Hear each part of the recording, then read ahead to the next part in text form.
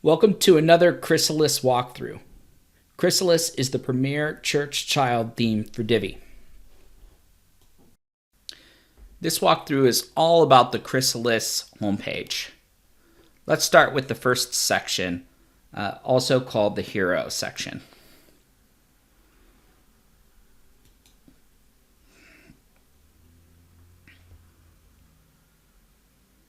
So for Chrysalis, we decided to use the full width header section because it allows you to use the two buttons side by side.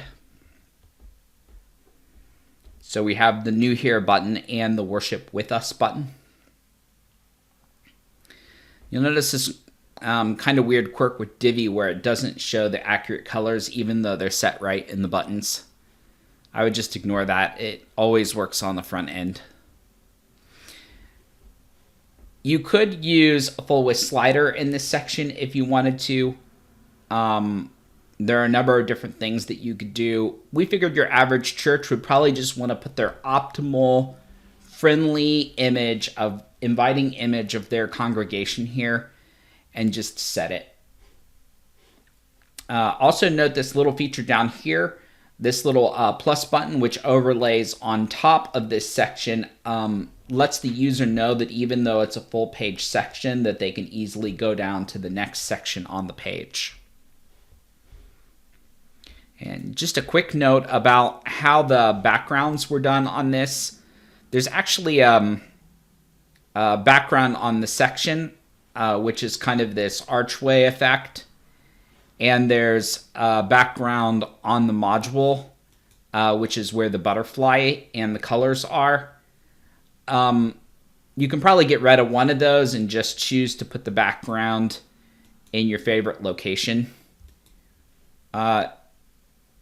Just a note about these the backgrounds on these sections. When you use a gradient background, global colors don't work. And so in a lot of places, the global colors aren't set for these. You'd also have to create a new global color for each transparency, and you'll see this is partially transparent. Just know that you'll have to go through manually and you'll have to change background gradients if you choose to employ another color on your site.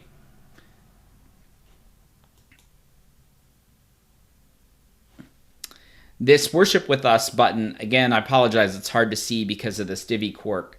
Actually also just jumps people down to the next section. So let's talk about it next. This is what I like to refer to as the invitation section. It has a brief note of welcome. It clearly states the worship times. And then it has the two different ways to worship on site or worship online. If you don't do online worship, live, you can always just delete that button. It uses the specialty section so that you can get these nice two columns for the side-to-side buttons.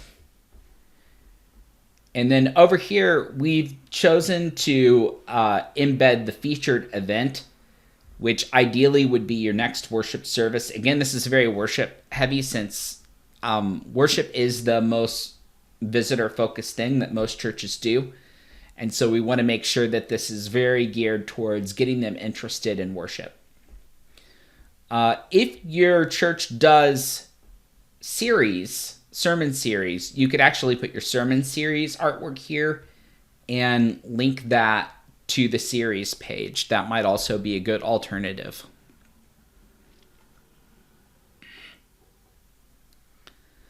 The next section is the Get Connected section. This basically aligns very directly to all of your ministry areas that you choose. We'll have a walkthrough about how to handle your ministry areas. But basically, if you click on one of these, it'll go to the ministry area page. So this is how a lot of churches would choose to categorize their ministries. They do it by age, and then maybe have missions as the fourth one. There are a lot of different ways you can organize your ministries. This is just an example. But this basically goes to what we're calling the ministry area pages. This link here, however, goes to the groups page, which shows everybody all the groups. Chrysalis is highly dependent on groups, small group ministry. It basically allows people to see all the small groups that are happening at your church, which allows them to engage with them more easily. Next is your news and events section. This is using the blog module with the category news selected.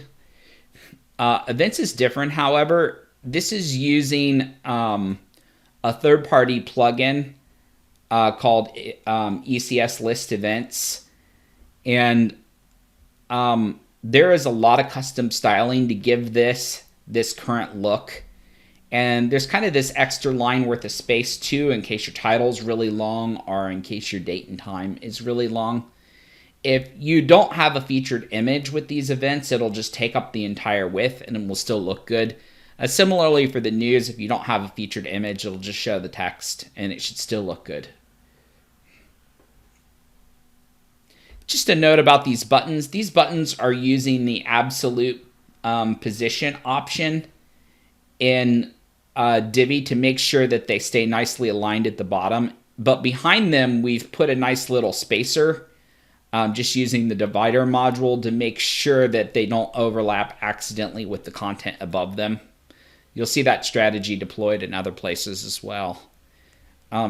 Anytime there is two columns that may not neatly align to each other, or they have like centered elements, it doesn't create a strong line naturally, and so we'll put a line underneath just to help create a strong grid and to make the site more attractive and more easy to consume. The next section is the sermon section, which will show your latest sermons. If you use the post type video and you have a video, it will show the play button here, which will work right from the home screen. If you use the post type audio, it will show it'll show an audio play button and you can play the audio. I'm kind of using the microphone for sermons. That works if you're just using the sermons. If you're using the full services, you might want to choose a different icon, maybe like a video icon if you have video of the full services. Divi has another little quirk where it puts all this space down here, but it won't show up on the front end.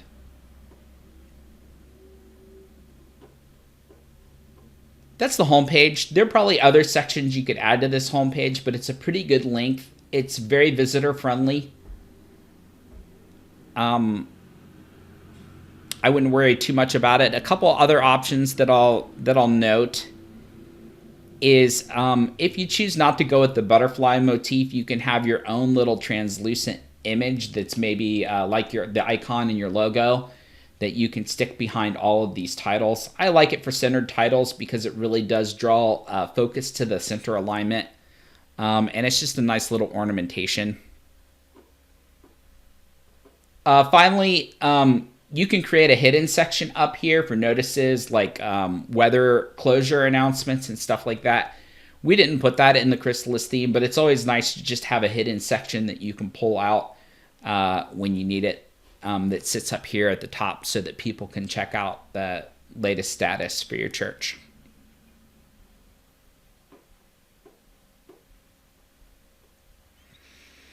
All right, that's your Chrysalis homepage. Thank you for checking out this walkthrough for Chrysalis, the premier church child theme for Divi. Please check out all of our other walkthrough videos or visit faithspring.com for more information.